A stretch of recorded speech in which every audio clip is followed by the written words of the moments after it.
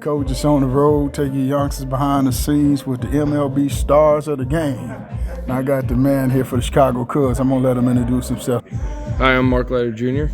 And where Thanks you for having me on. I'm from New Jersey. from? New Jersey. Yeah, New Jersey. Another big city guy in a big city, huh? Yeah, it's not bad. I mean, I wouldn't say I'm in a big city, but I'm in the middle of a couple big cities. Okay. Well, we're taking our youngsters behind the scenes on what it's like being a major league ball player. Every kid's dream of being in the big leagues. You're in the big leagues. What's this experience like?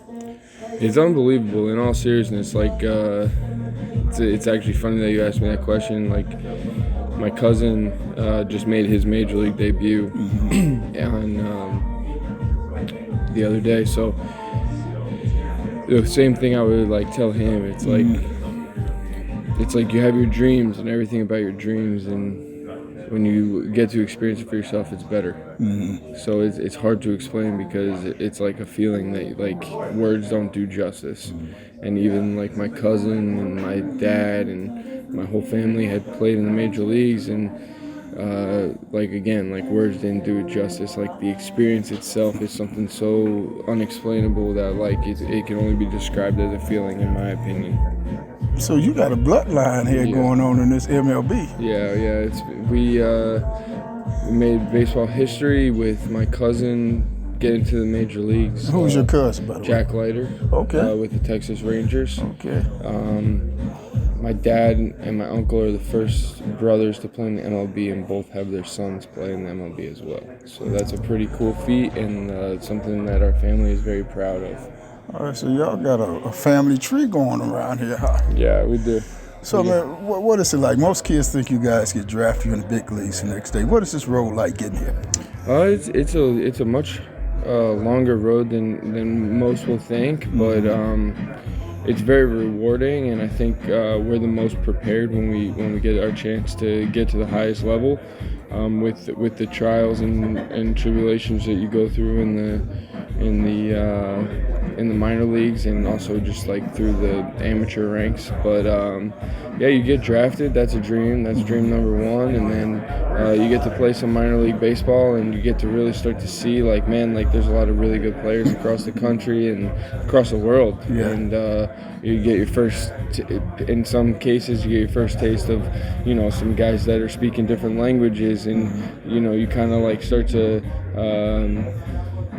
You start to really get comfortable with all of that, all of your surroundings, all of the different, and you start to learn different cultures and different backgrounds from guys, and then you kind of all come together, and you hope to kind of grow together. And some guys will get traded, some guys will get sent home, but in the end, if you're lucky enough to make it with some guys that you bonded with in the minors or whatever, those people become like family, and experiencing this great dream together.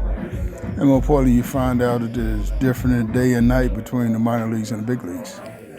It's day and night, but it's the major leagues is one of a kind. I mean, it's the travel's unbelievable. The hotels and all the different things we get to do. We get to go see all these different cities. I mean, just getting to play for a few years, you travel the country, and it's something that I don't take for granted, because I know how special of an opportunity it is, and also just from a standpoint of life, got to experience a lot of cool stuff.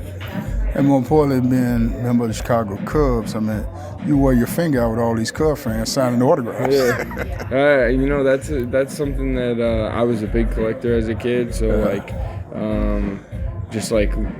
getting that first baseball card is a pretty cool experience.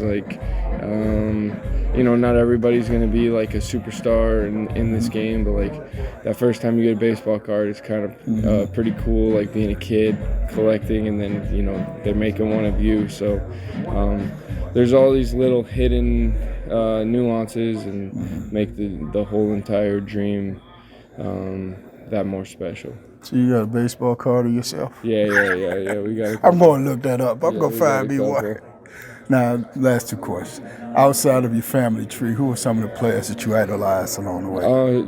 Outside of my dad was number one for me, watching him, and my uncle. But Ken Griffey Jr., Pedro Martinez, Manny Ramirez, Roy Halladay, Kurt Schilling.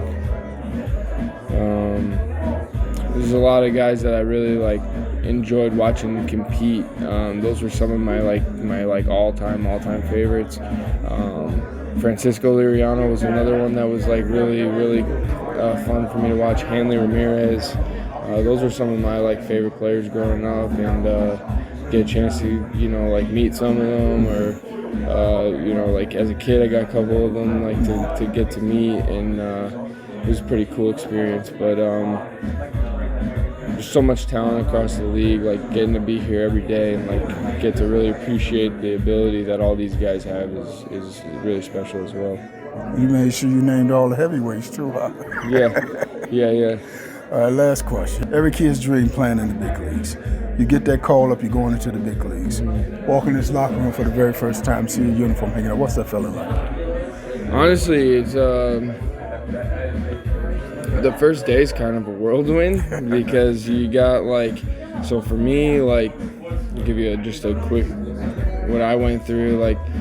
I was in AAA in Lehigh Valley. I got called up to the Philadelphia Phillies, who were playing in New York at Citi Field, and I probably found out at 3 o'clock.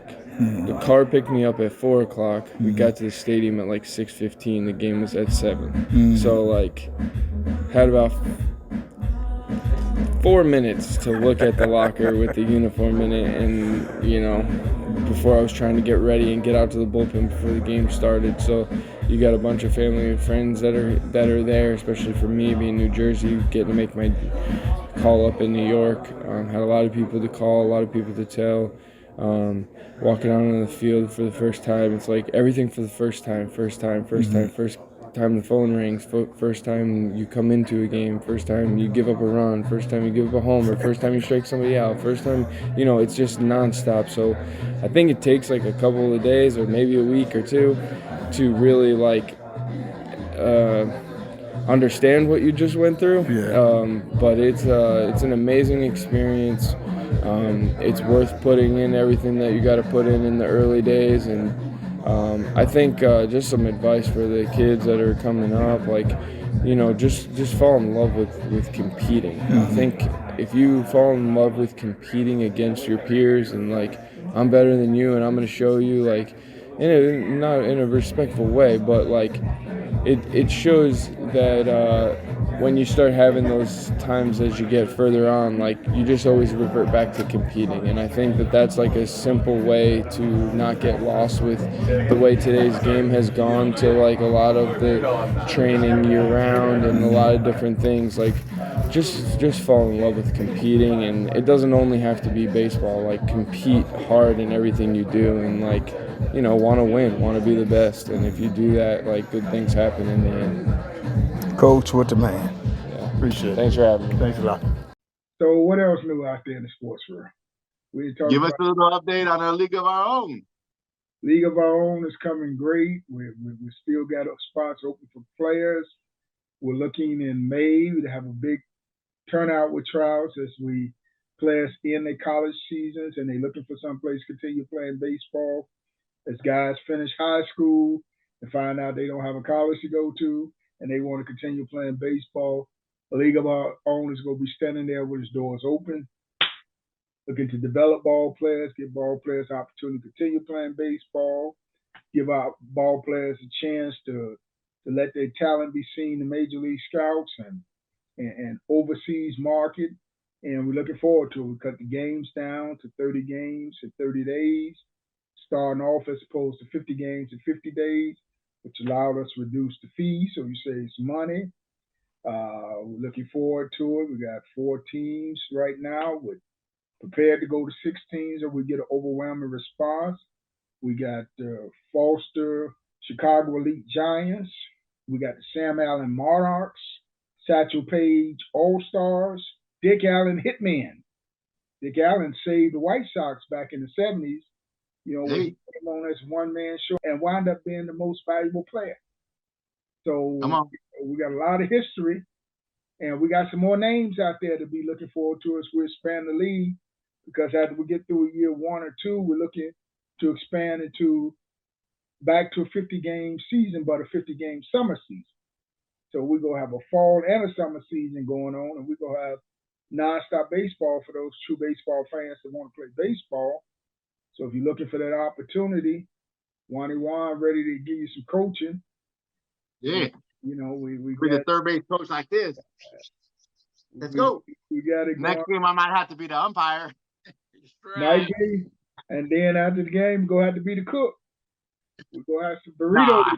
We're going to need some help with that. Oh, I forgot. You don't do no cooking. I might have to be the cook. I've been learning the air fryer. I discovered the air fryer. The air fryer be cooking some food good now. So, but again, if you want some more information regarding that, go to www.ALOOO247.com. Again, that's ALOOO247.com, a league of our own. And we go get those players the opportunity to play baseball. They want to play baseball.